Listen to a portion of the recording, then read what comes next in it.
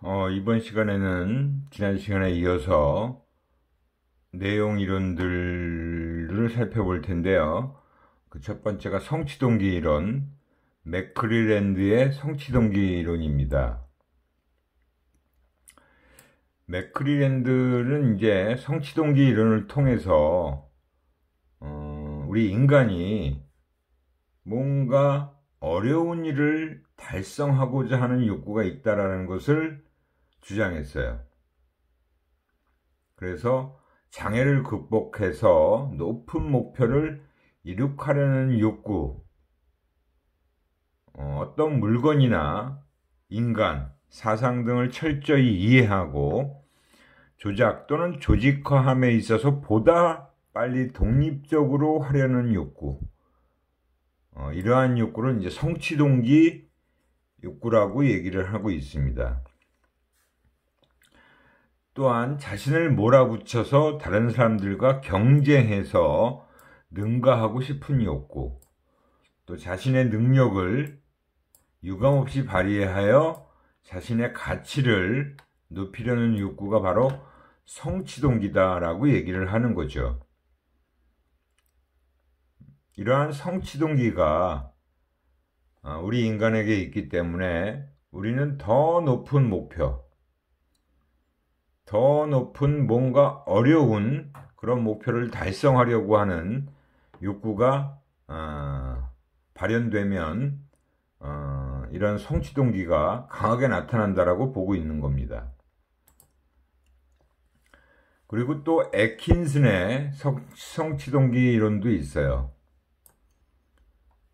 이 애킨슨은 이 성취동기 이론을 좀 더 구체적으로 좀 구분을 해서 공식화한 사람이에요. 그래서 개인의 성취 욕구와 환경 내에서 성취를 통해 유인을 획득할 확률 지각에 따라서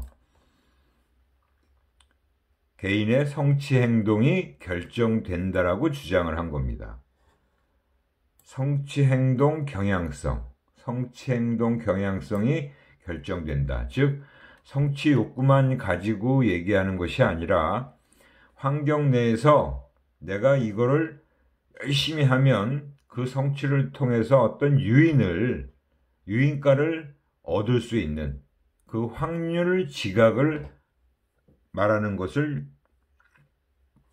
얘기하는 겁니다. 그러니까 그 확률 지각이라는 거예요. 내가 이걸 성취하면 내가 얻을 유인가가 얼마나 될까? 그거를 얼마나 가능성이 있느냐 하는 지각을 이 개인 행동 경향성이 결정되는 요소라고 본 거예요. 그래서 최종 성취 행동 경향성이라는 것은 성공 성취 경향성 플러스 실패 회피 경향성 그리고 환경 요인이 다 같이 작용을 해서 결정되는 것이다. 그래서 성공 성취 경향성이라는 것은 성공 성취 동기 곱하기 성공 기대 그리고 유인가, 실패 회피 경향성은 실패 회피 동기에다가 실패 기대를 곱하고 또 유인가를 곱해주는 것을 실패 회피 경향성이라고 본 겁니다. 그래서 최종적인 성공 행동 경향성이라는 것은 성공 성취 경향성과 실패 회피 경향성 그리고 환경 요인이 다 더해진 것을 얘기하는 것으로 정의를 하고 있어요. 그 맥클리랜드와는 조금 더 구체적인 그런 요소들을 가지고 이렇게 공식화한 것이 바로 애킨슨이라고 보시면 됩니다. 그래서 이런 성취 동기 이론이 가지고 있는 시사점을 살펴보면 성취 동기라는 것은 바로 학습이 되어진다. 그래서 이런 시사점을 통해서 성취 동기 육성 방안, 교육 개발이 필요할 경우 작은 성취 경험을 하게 해주면 굉장히 도움이 된다라고 보는 거예요.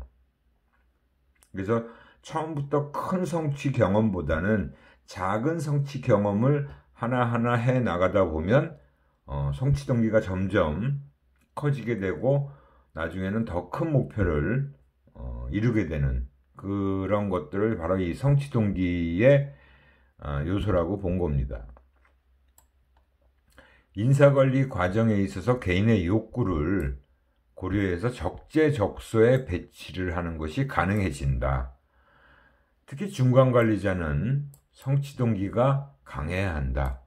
즉, 과장, 차장급이라고 하면 이제 중간관리자의 역할을 하는데 그 중간관리자들이 이런 성취 동기가 강해야 조직에 어떻게 보면 좀 활력소가 된다라고 볼 수 있죠.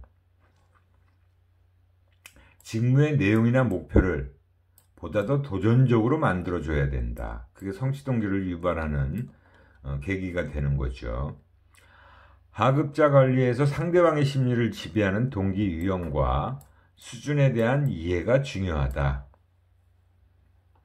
그러니까 자기 부하 직원들 같은 경우도 이 친구가 동기 유형이 어떤 동기가 특히 강하다. 그리고 그 수준 어느 정도 강한지를 관심 있게 지켜보고 이해할 필요가 있다라는 거예요. 성공 후에 바람직한 결과뿐 아니라 실패 후에 바람직하지 않은 결과에 대한 기대라는 것도 성취 동기에 긍정적인 영향을 미친다라는 거고요. 결국 성취 동기는 성과에 직결될 수 있다. 그래서 교육 수준이 조절 변인으로 작용한다라는 것도 연구 결과로서 나왔다라는 것을 알 수 있습니다. 성취 동기는 이 정도로 하고요. 그 다음에 이제 허즈버그의 2요인 이론이라는 것이 있어요. 이것도 우리가 동기 이론 중에서, 욕구 이론 중에서 굉장히 유명한 이론이죠. 투 팩터 시어리라고 해서 허즈버그의 2요인 이론. 직무 만족과 성과와의 관계가 연구 결과에 따라 다르게 나타난다는 사실을 발견했어요. 연구 결과에 따라서 직무 만족과 성과와의 관계가 좀 차이가 나더라 라는 사실을 발견하고, 직무 만족과 불만족을 하나의 연결선상이 아니라 그걸 양극단, 1차원적인 만족, 불만족이 아니라 별개의 독립된 과정으로 본 거예요. 직무 만족과 직무 불만족을. 그죠? 그러니까 불만족도 한 차원 내에서 불만족, 그리고 불만족의 없음, 그리고 만족도 마찬가지로 만족 극대화와 만족이 아예 없는, 아예 이 두 가지를 별개의 차원으로 봤다라는 게 이 허즈버그의 투 팩터 시어리의 가장 핵심적인 부분이에요. 만족과 불만족을 그냥 한 차원에서 본 것이 아니다라는 거죠. 별개다. 만족을 구성하는 것과 불만족을 구성하는 것이 독립된 차원이다라는 것을 주장한 겁니다. 그래서 이 허즈버그의 2요인 이론에서는 만족 요인을 동기 요인이라고도 해요. 동기 요인. 그리고 불만족 요인을 위생 요인이라고도 합니다. 그래서 동기 요인은 직무에 대한 만족을 결정하는데 영향을 미치는 요인이다. 즉, 많으면 많을수록 더 직무에 대한 만족도가 올라가는 거예요. 그죠? 그래서 여기 보면 성취, 인정, 작업 자체, 책임, 승진, 이런 것들이 만족을 증가시키는데 영향을 미치는 요인이라고 본 거고요. 위생 요인은 결핍되었을 때 불만족을 초래하는 요인이에요. 그래서 이거는 만족에는 영향을 좀 덜 미치는 거예요. 오히려 이제 불만족이 자꾸 커지는 거죠. 그래서 보면 회사 정책과 관리, 그다음에 감독, 대인관계, 작업 조건, 봉급, 직무 안전성, 이런 것들이 바로 위생 요인이라고 하는 불만족 요인이에요. 그러니까 어느 정도만 채워지면 그냥 만족스러워 하는데, 이것을 더욱 많이 한다든가 이것이 막 증가한다 그래서 만족이 막 늘어나는 건 절대 아니에요. 오히려 부족하면 불만족 요인으로 작용하는 거죠. 그래서 직무 수행에 영향을 미치는 직무 외적인 맥락 요인이며, 이들이 결핍되면 불만족을 초래하므로 우리가 불만족 요인으로 본다라는 겁니다. 이 개념이 아주 중요한 개념이에요. 그래서 만족 요인이라는 것은 많으면 많을수록 점점 더 만족이 올라가는, 증가하는 그런 것이 바로 동기 요인이다라고 얘기를 하는 거고요. 부족하면 불만족을 유발시키는, 초래하게 되는 게 바로 위생 요인이다라고 얘기를 하는 거예요. 이 개념이 완전히 독립된 별개의 개념이라는 것을 여러분들이 명확하게 이제 이해를 하셔야 됩니다. 그래서 이 요인 이론이 시사하는 바는 직무 만족과 직무 불만족의 두 차원으로의 분리 타당성이 미흡하다라는 건데요. 이거는 이제 최근까지도 보면 이러한 부분에 대한 논의가 계속 되어지고 있어요. 이게 정말 두 개의 차원이냐, 만족과 불만족이라는 게. 근데 저는 이제 이 요인 이론을 가지고 제가 소비자 심리학에 적용을 해서 고객 만족을 얘기할 때도 역시 고객 만족이라는 것과 고객 불만족이라는 게 독립적인 차원으로 구성되어 있다는 것을 입증한 그런 사례가 있습니다. 제가 그걸 밝혀서 만족과 불만족을 일으키는 요인이 서로 다르다라는 것을 논문에 발표를 했어요. 그래서 이 당시에만 해도 이 허즈보우가 이 요인 이론을 발표했을 때 다른 학자들로부터 이런 완전히 이렇게 독립된 차원이다라는 것에 대한 타당성이 좀 문제가 됐던 거죠. 그리고 동기 요인이라는 것과 위생 요인이라고 분류한 것이 설득력이 약하다라는 그런 부분도 있어요. 그리고 만족도가 성과에 영향을 미친다는 잘못된 가설에 기반을 하고 있다. 높은 성과를 낸 사람이 적절한 보상을 받았을 때 만족도가 높아진다라는 걸 얘기하는 거예요. 사실은 당연히 그렇겠죠. 그죠? 높은 성과를 낸 사람이 그에 맞는 적합한 적절한 보상을 받았을 때 만족도가 증가하겠죠.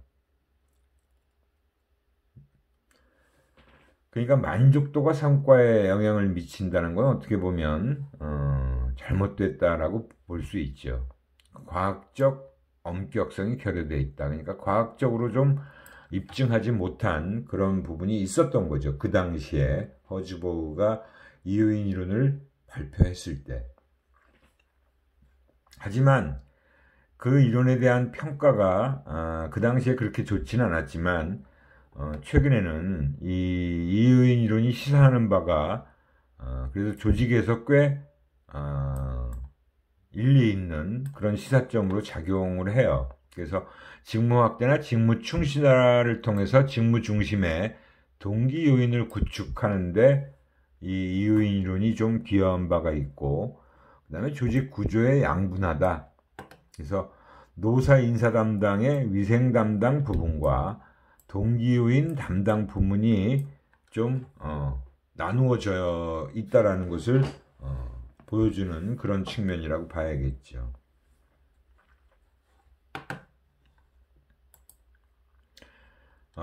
그래서 우리가 지금까지 쭉 앞에서 욕구 이론을 통해서 이제 성취 동기 이론과 욕구 이론을 통해서 우리가 내용 이론이라는 것을 쭉 살펴봤어요. 그 내용 이론의 이제 전체적인 시사점을 가지고 우리가 조직에서 어떻게 활용되는지를 어느 정도 한 장의 내용으로서 이렇게 요약 정리해 놓은 겁니다. 마슬로우가 그 욕구 위계설을 가지고 주장했던 거지요. 그래서 고차적 욕구 최상위에 있는, 하위에 있는 저차적 욕구, 생리적 욕구, 안정 욕구, 소속 애정의 욕구, 존경 욕구, 자아 실현 욕구, 이게 마슬로우의 욕구 이론에서 구분했던 우리 인간의 욕구를 얘기하는 거고요. 그다음에 허즈버그 같은 경우가 바로 동기 요인과 위생 요인으로 구분했고, 알도포가 ERG, 그죠? 존재 욕구, 관계 욕구, 성장 욕구에서 이렇게 구분했던 부분이에요. 그래서 보상의 형태가 사실은 다 그 어떤 욕구 수준에 있느냐에 따라서 사실은 보상 형태가 조금씩 차이가 있어야 된다. 그러니까 무조건 보상이 다 동일해서는 안 된다라는 거죠. 성장 욕구에 있는 높은 사람들 같은 경우 성취감, 성장감, 도전감 등을 느낄 수 있는 다양한 기회를 제공해 줘야 돼요. 교육 훈련 기회도 제공을 해줘야 되는 거고요. 그 다음에 조직이나 직무 재설계에도 이 부분을 응용해야 되고요. 그러니까 이런 고차적인 욕구에 있을수록 내재적 보상, intrinsic reward, 내적 보상이 더 중요하다라고 볼 수 있고, 그 다음에 이제 관계 욕구, 사회적 욕구에 굉장히 강한 사람들은 타인으로부터의 신분적 지위를 인정받을 수 있는 기회를 제공해 준다.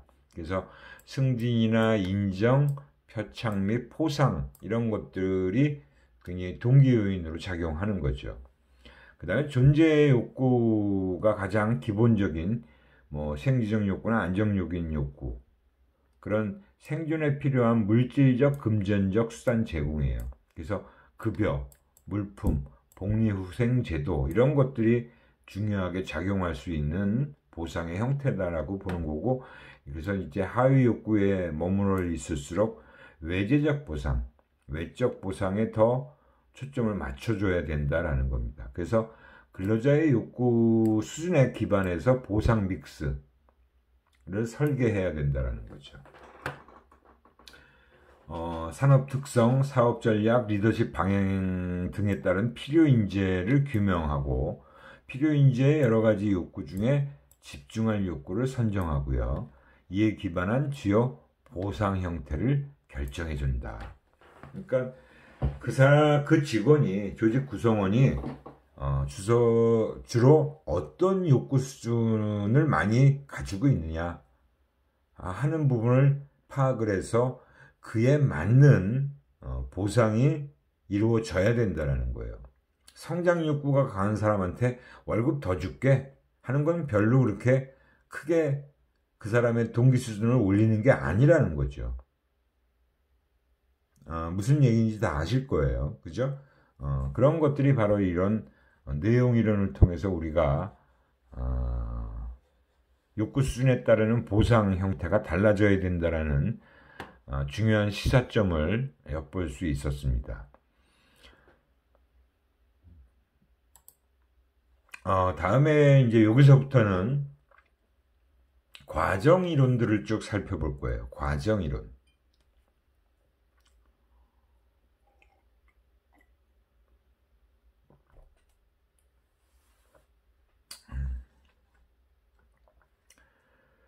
그 과정 이론에 이제 가장 첫 번째 등장하는 아주 그 기본적인 이론이 바로 아담스의 형평 이론이라고 하는 겁니다.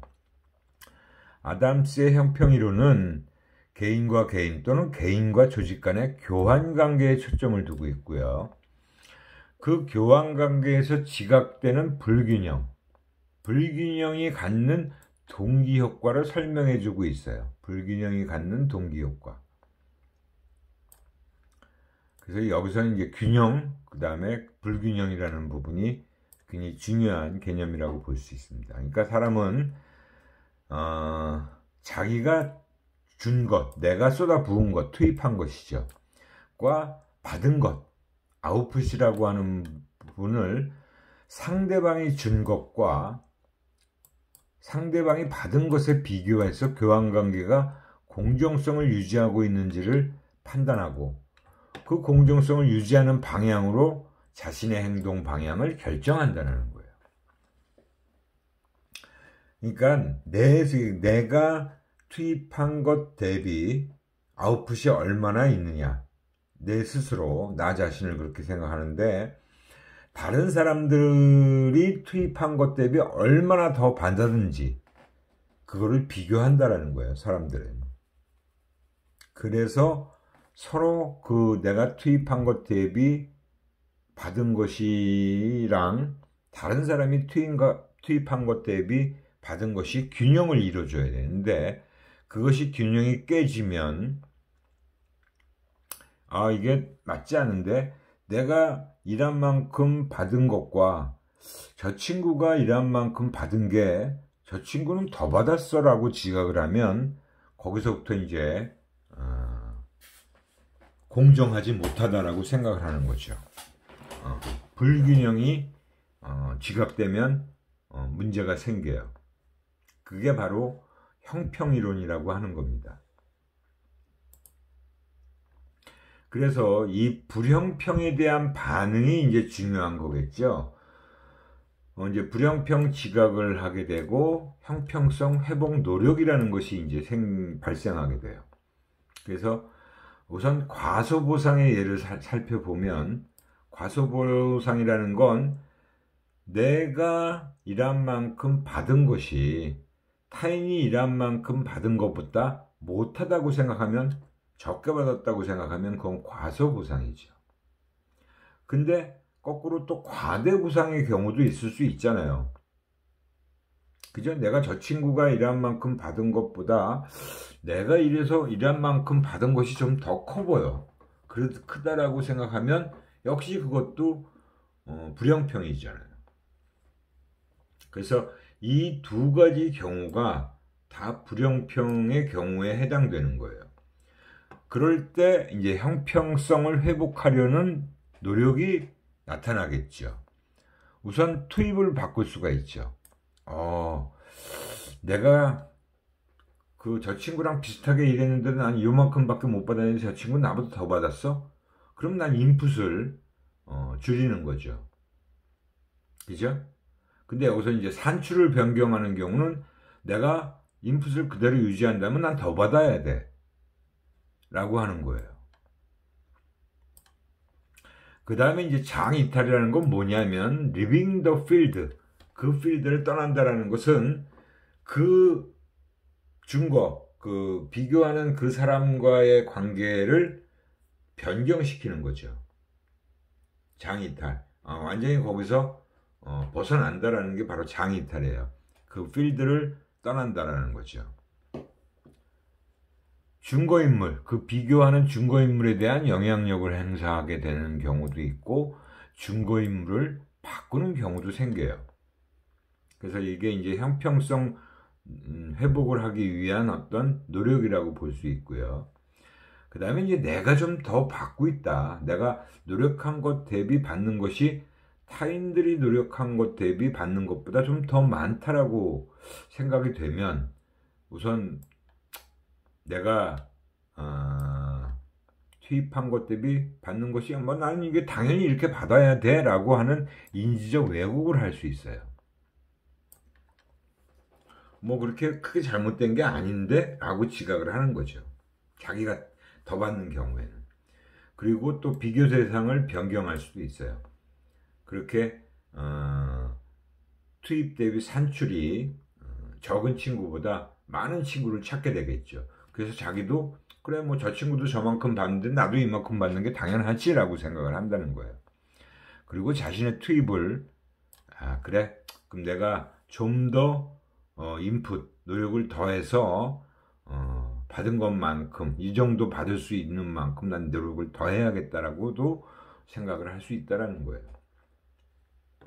이 두 가지 경우가 다 역시 불형평이고 이 불형평 지각으로부터 형평성 회복 노력을 하는 과정에서 이제 동기가 유발되는 거죠. 그죠?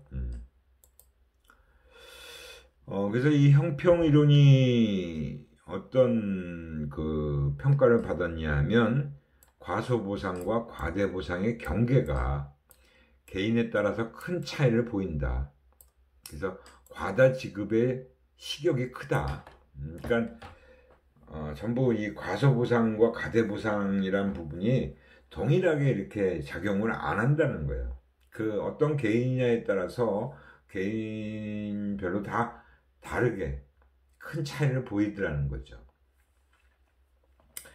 그 급여에 대한 공정성 지각, 특히 요즘같이 이제 연봉제를 하는 경우에는 예전에는 그냥 같이 입사했으면 다 동일한 월급을 받아요. 특별히 누가 더 받고 누가 덜 받고 하는 게 거의 없어요.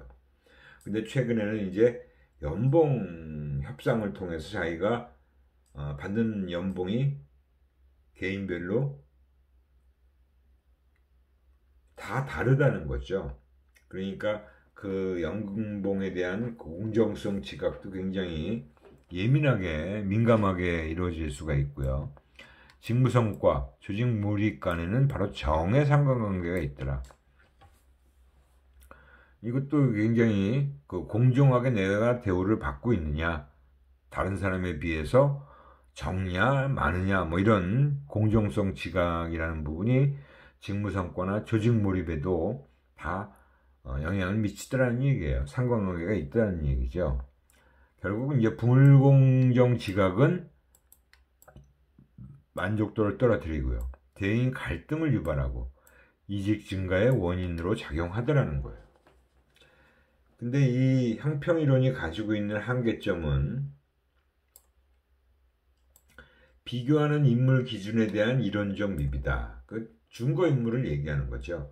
어떤 타인과 비교를 할 거냐가 사실은 달라질 수 있는 요소가 많아요. 그리고 과소지급 조건에서는 잘 맞는데 오히려 과다지급 조건에서는 어떻게 보면 잘 맞지 않는 경우가 많더라. 그리고 시간급에는 잘 맞아요. 근데 능률급에는 잘 맞지 않더라는 거죠.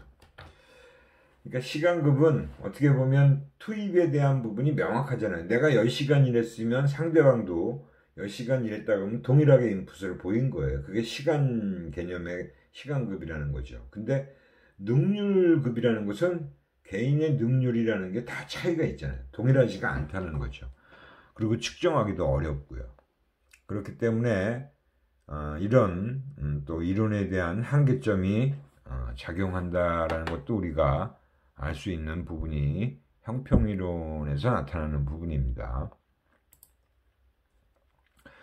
이 형평이론이 이제 조직에서 시사하는 점은 과다보상의 지각은 상당한 경우에야 인정되더라.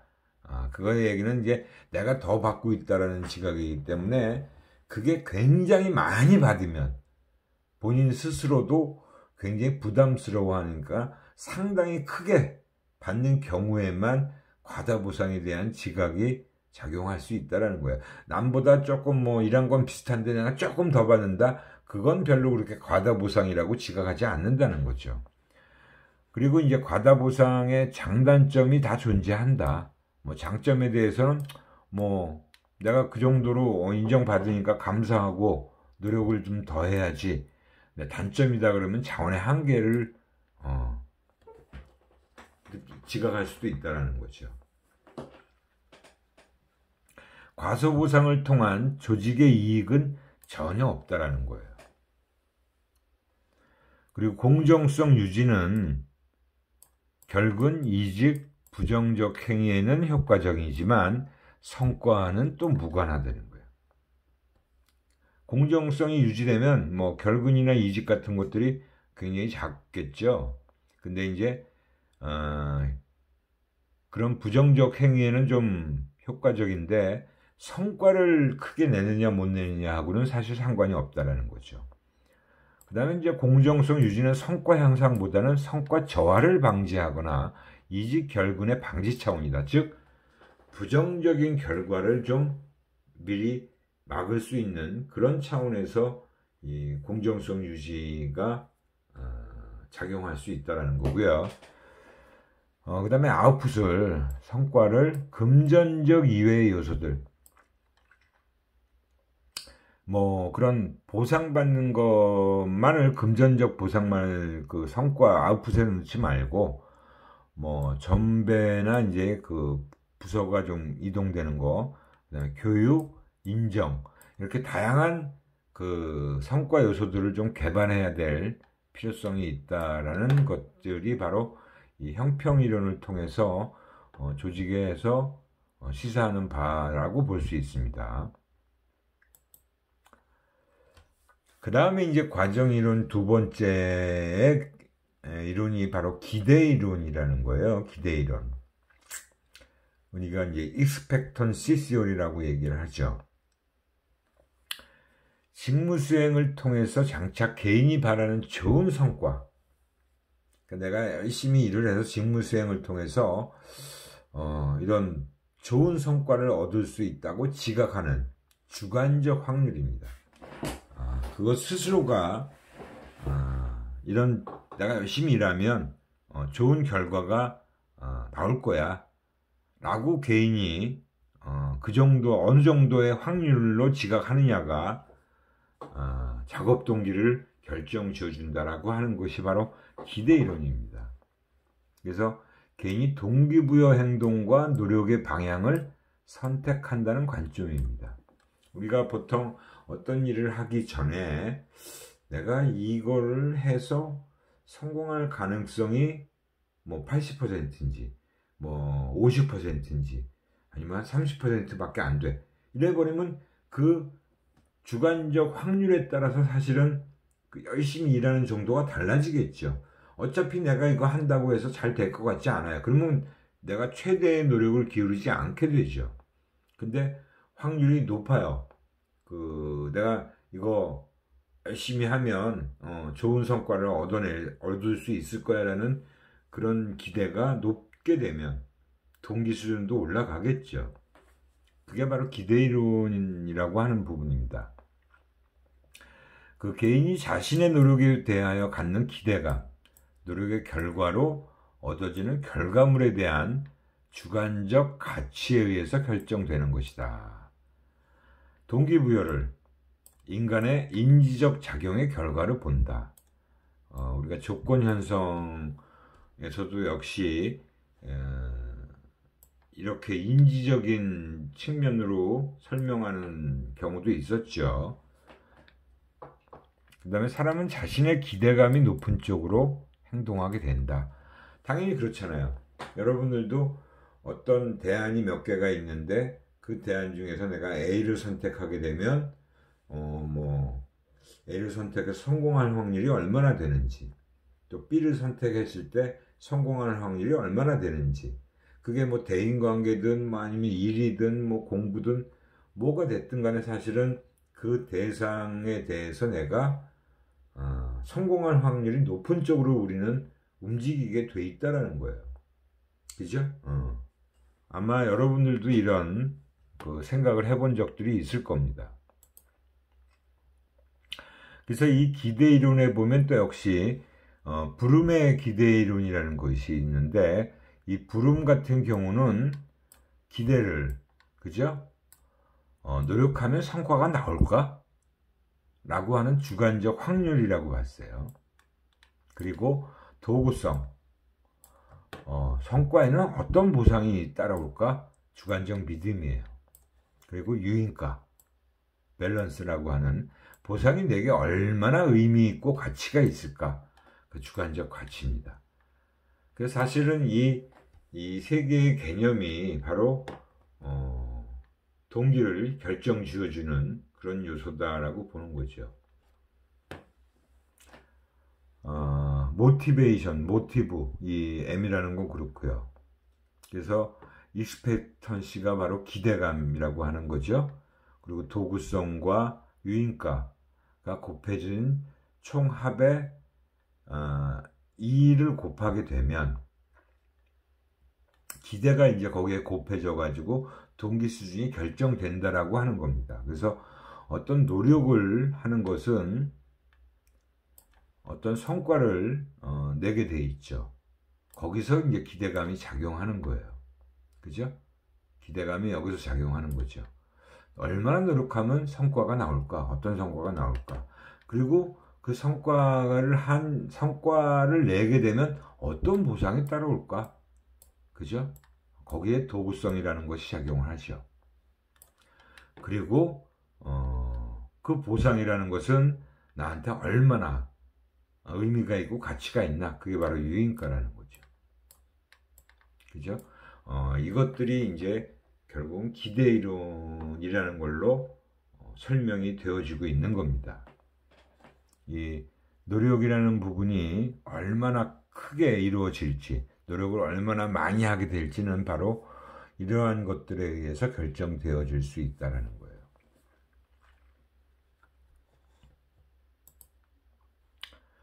그 다음에 포터 앤 롤러의 기대 이론은 조금 또 여기서 달라져요. EP 기대라는 것과 PO 기대라는 것이 기대를 둘로 구분해서 생각하는 거예요.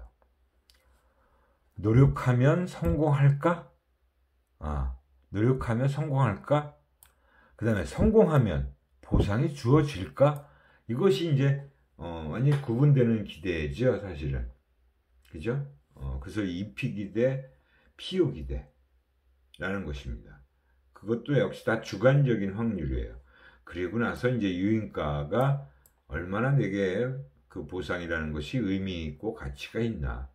역시 주관적 가치입니다. 단지 우리가 부름에서는 그 기대라는 것이 작용하고 도구라는 것이 도구성이라는 부분이 작용하는 거죠. 근데 여기서 EP 기대와 PO 기대가 조금 다른 의미의 기대가 작용하는 거죠. 그죠? 그래서 노력의 크기라는 것이 성과. 그죠? 노력하면 성공할까? 성과가 나올까? 라는 거에 대한 확률. 그리고 성공하면 보상이 주어질까에 대한 또 기대. 이 두 가지 기대와 유인가가 다 같이 작용을 하게 되더라. 그래서 EP 기대에다가 그 PO 기대와 유인가를 곱해서 총합한 것과 곱해주는 것이 바로 모티베이션, 동기 수준을 결정하게 된다라는 것이 그 부름의 기대 이론과 조금 차이가 나는 측면이라고 보실 수 있어요.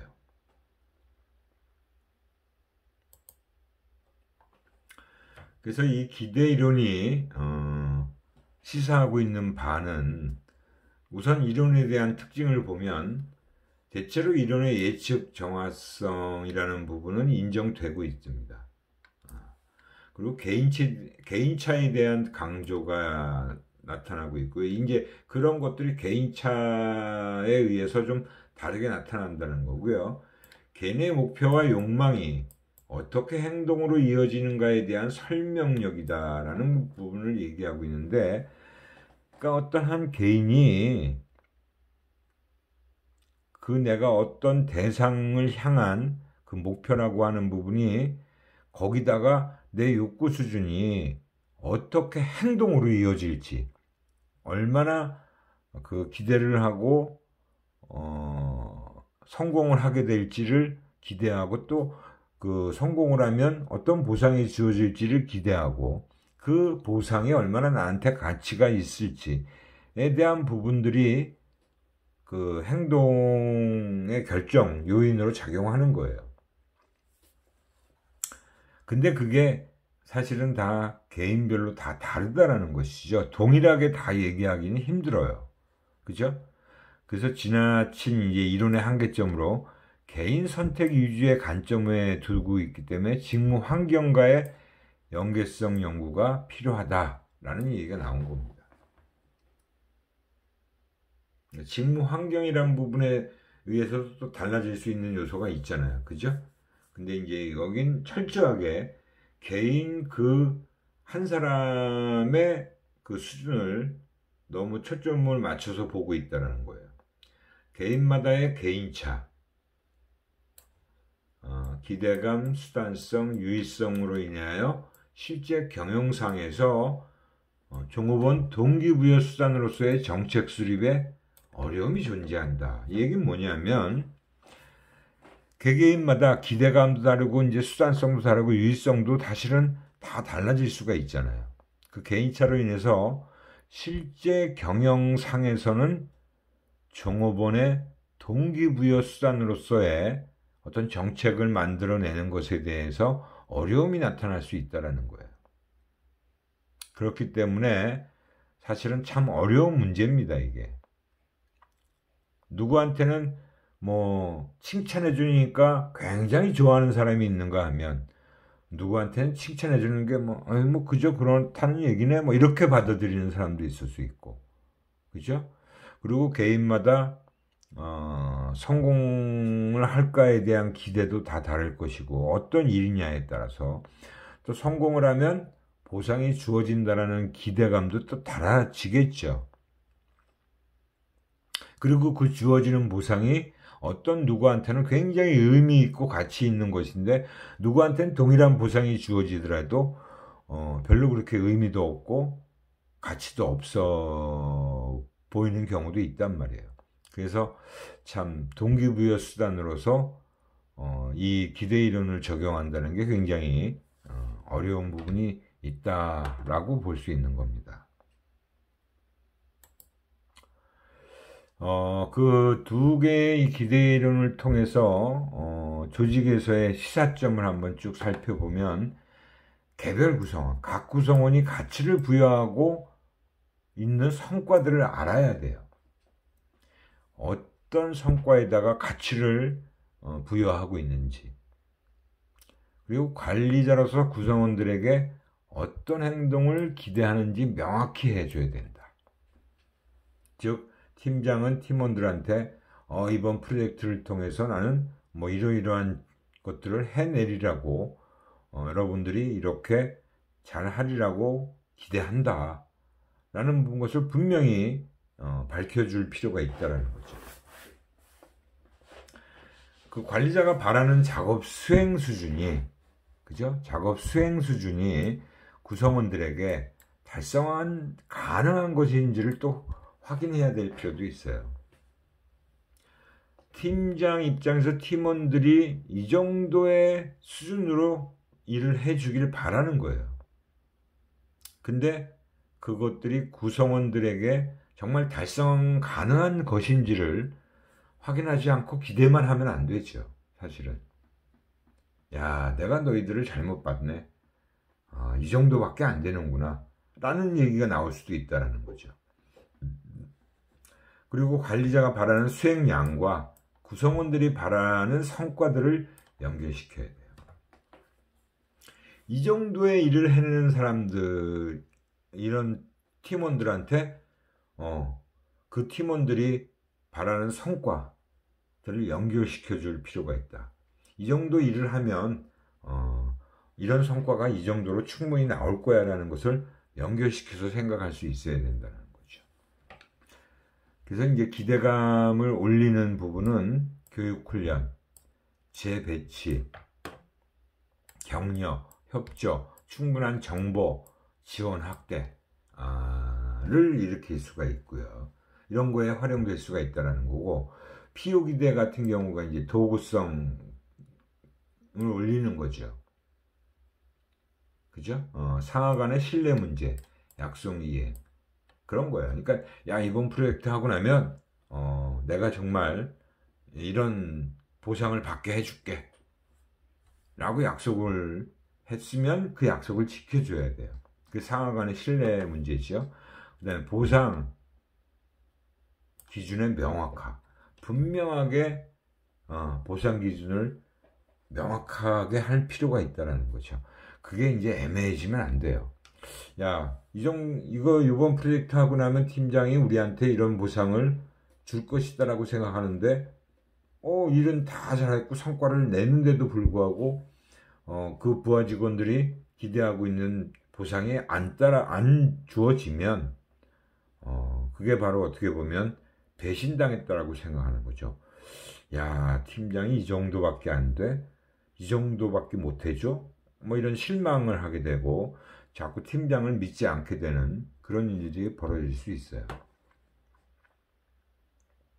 유인가에 대한 평가도 마찬가지예요. 가치체계, 니즈 파악. 야, 정보분들이 진짜 원하는 것이 뭐다라는 것을 명확하게 팀원들이 뭐를 원하고 있는지를 정확하게 알고 있어야 된다는 거죠. 그래서 정말 인센티브라는 걸 줬는데도 그게 별로 유효하지 않아요. 그죠? 보상이라고 팀장은 큰 보상이라고 생각하고 팀원들한테 줬는데 팀원들은 그거 별로 그렇게 보상으로 생각하지 않는다라는 거예요. 그러면 보상의 효과는 완전히 꽝이죠. 그런 부분들이 이 기대 이론을 통해서 이 조직에서 우리가 적용할 수 있고 파악해야 되는 부분을 얘기해 주고 있다라고 보시면 됩니다. 오늘은 이제 그 내용 이론의 끝부분 분하고 그 다음에 이제 과정 이론의 이론들을 몇 가지 살펴봤는데요. 벌써 시간이 다 된 관계로 요 내용부터는 다음 시간에 얘기를 할게요. 이게 얼마 남지는 않았는데 이건 다음 시간에 하기로 하고요. 오늘은 여기까지만 하고 마치도록 하겠습니다.